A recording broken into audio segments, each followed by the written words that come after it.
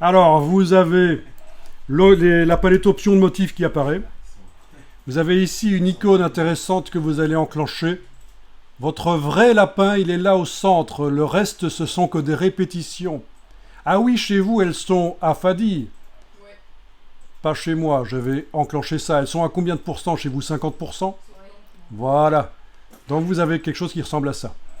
Donc vous enclenchez ceci, ce qui vous met un rectangle autour du lapin, et vous pouvez éloigner les lapins les uns des autres, ce qui est contre nature. Ils ont tendance à s'agglutiner les uns sur les autres, et si vous faites un rectangle plus petit, ils commencent à s'agglutiner. Voilà. C'est la multiplication des lapins.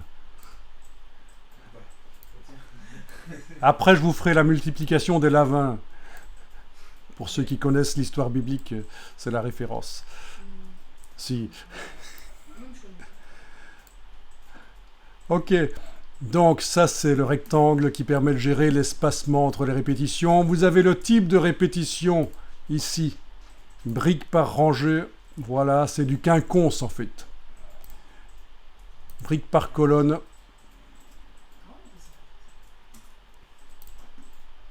Hexagone par colonne. Mais ça, c'est plutôt pour ceux qui font des tissus. Alors, pour ceux qui voudraient, ceux qui penseraient à faire des tissus dans Illustrator, oui, c'est possible, mais il existe des outils spécialement pour faire des motifs plus spécialisés, en fait. Ici, c'est des motifs qui peuvent être utilisés dans plein de domaines. Il y a peu de choses dans cette palette des options de motifs. Bon, ben une fois que c'est bon, vous sortez de là avec le fil d'Ariane, le breadcrumb au-dessus. C'est-à-dire qu'il faut cliquer sur la flèche, là. Voilà. Vous êtes sorti de l'édition de motifs et vous voyez votre motif qui se répète d'une manière différente dans la forme qui utilisait ce motif. Pourquoi j'ai pas vu mon. Ah, alors là, Enregistrez le document. voilà.